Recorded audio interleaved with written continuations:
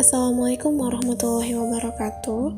Perkenalkan, nama saya Nursela dengan NIM 21129269 dari Prodi Pendidikan Guru Sekolah Dasar Fakultas Ilmu Pendidikan. Nah, di sini saya dari kelompok 10 akan menjelaskan materi mengenai proses dan teknik supervisi.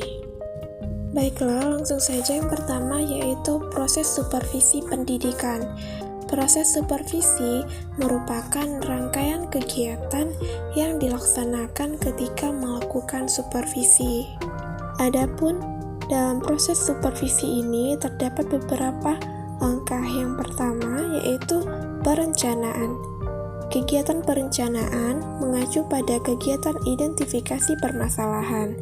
Adapun langkah-langkah yang dilaksanakan dalam perencanaan supervisi, yaitu yang pertama, mengumpulkan data, yaitu melalui kunjungan kelas, pertemuan pribadi, atau rapat staf. Yang kedua yaitu mengolah data. Ini dilakukan dengan melakukan koreksi kebenaran terhadap data yang dikumpulkan. Yang ketiga, mengklasifikasi data sesuai dengan bidang permasalahan. Yang keempat, menarik kesimpulan tentang permasalahan sasaran sesuai dengan keadaan yang sebenarnya. Yang kelima, yaitu menetapkan teknik. Adapun teknik yang ditetapkan harus tepat digunakan untuk memperbaiki atau meningkatkan profesionalisme pendidik. Nah, selanjutnya yang kedua yaitu ada pelaksanaan. Kegiatan pelaksanaan merupakan kegiatan nyata yang dilakukan untuk memperbaiki atau meningkatkan kemampuan pendidik. Kegiatan pelaksanaan merupakan kegiatan pemberian bantuan dari supervisor kepada pendidik agar dapat terlaksana dengan efektif. Pelaksanaannya harus sesuai dengan perencanaan yang telah ditetapkan dan harus ada follow up untuk melihat keberhasilan proses dan hasil pelaksanaan supervisi. Yang ketiga yaitu ada evaluasi. Kegiatan evaluasi merupakan kegiatan untuk menelaah keberhasilan proses dan hasil pelaksanaan supervisi. Evaluasi dilaksanakan secara komprehensif.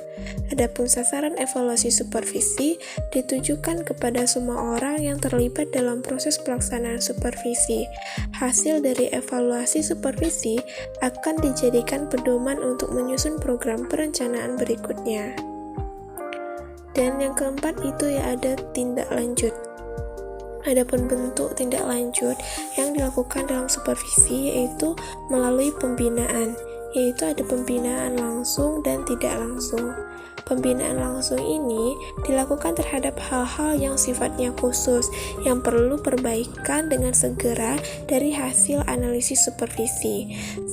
Adapun pada kegiatan pembinaan tidak langsung, itu dilakukan terhadap hal-hal yang sifatnya umum yang perlu perbaikan dan perhatian setelah memproses hasil analisis supervisi.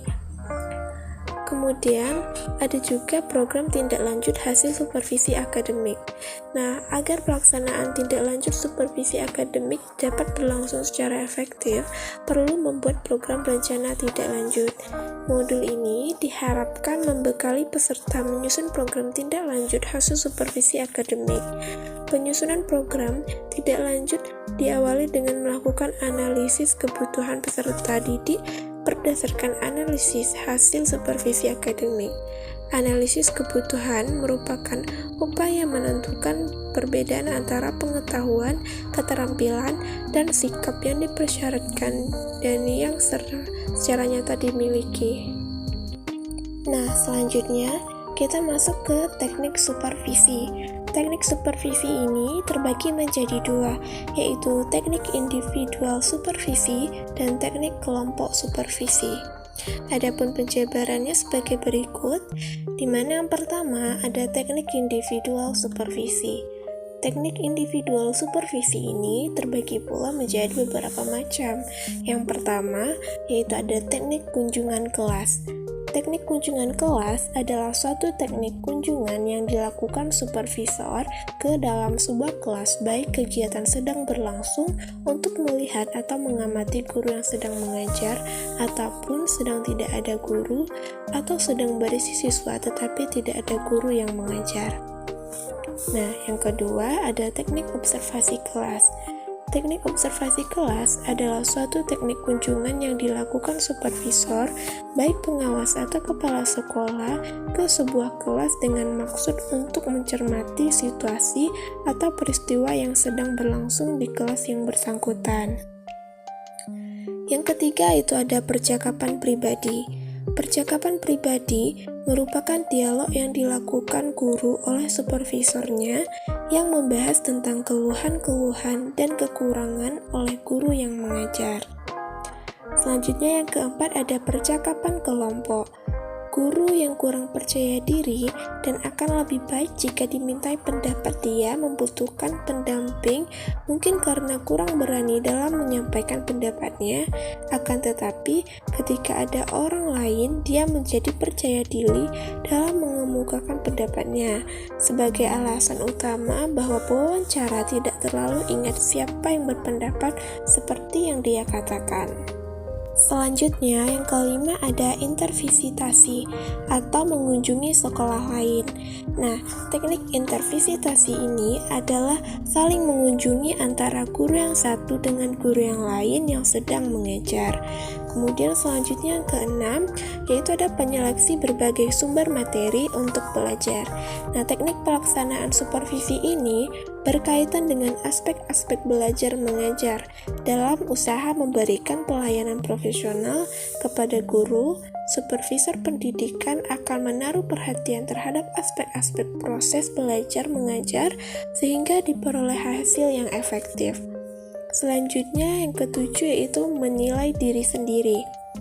Nah, guru dan supervisor melihat kekurangan masing-masing yang mana ini dapat memberikan nilai tambah pada hubungan guru dan supervisor tersebut, yang akhirnya akan memberikan hasil nilai positif bagi kegiatan belajar mengajar yang baik. Dan yang terakhir yaitu supervisi yang memakai para siswa. Teknik ini adalah dengan menanyakan kepada siswa tentang belajar mengajar dan materi yang telah diajarkan. Selanjutnya, itu adalah teknik kelompok supervisi. Teknik kelompok supervisi ini terbagi pula ke dalam beberapa bagian. Yang pertama yaitu ada penemuan orientasi bagi guru baru. Pertemuan orientasi adalah pertemuan antara supervisor dengan supervisi, yaitu terutama bagi guru-guru baru yang bertujuan menghantar supervisi memasuki suasana kerja yang baru. Kemudian yang kedua itu ada rapat guru.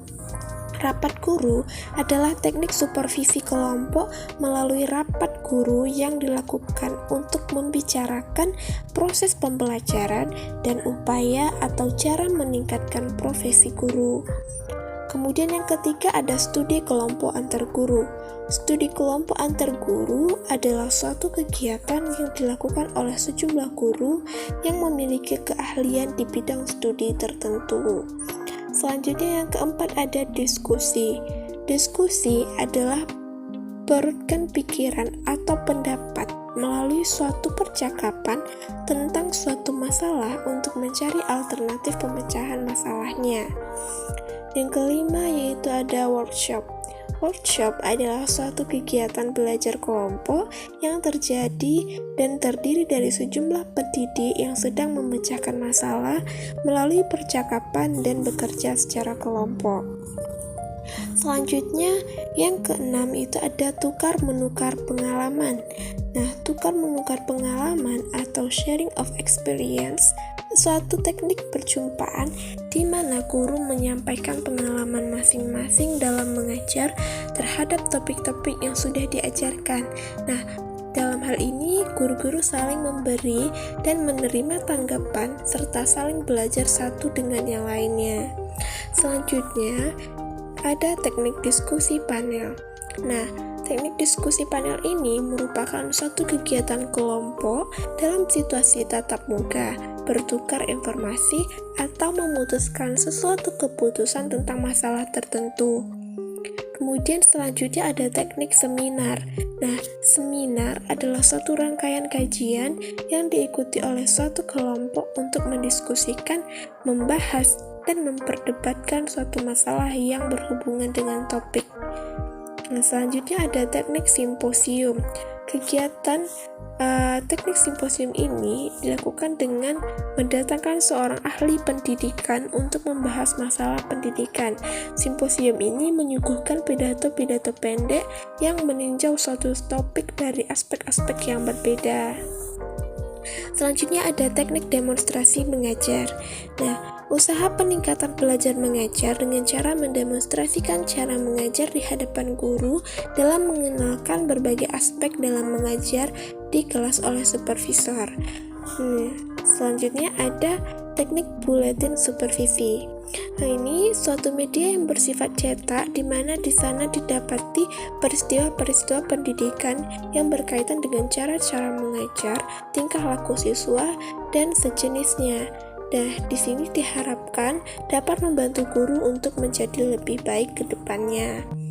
Dan selanjutnya terakhir, itu ada organisasi profesi. Organisasi Guru Indonesia atau sering disingkat dengan PGRI itu adalah lembaga profesi yang melindungi guru secara lembaga dalam segala sesuatu yang akan merusak citra guru baik dari dalam ataupun dari luar anggotanya, dan sekaligus memperjuangkan hak dan kewajibannya secara hukum kepada semua pihak yang langsung atau tidak langsung dengan guru.